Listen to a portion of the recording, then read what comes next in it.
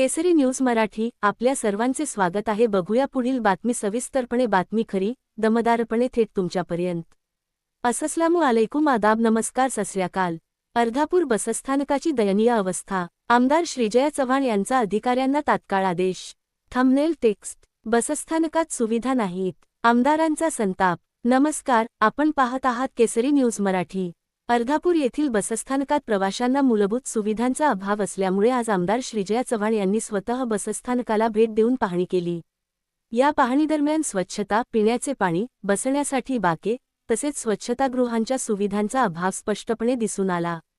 विशेष म्हणजे शाळा कॉलेजच्या विद्यार्थ्यांना आणि रोज ये जा करणाऱ्या नागरिकांना मोठ्या प्रमाणावर त्रास सहन करावा लागत आहे।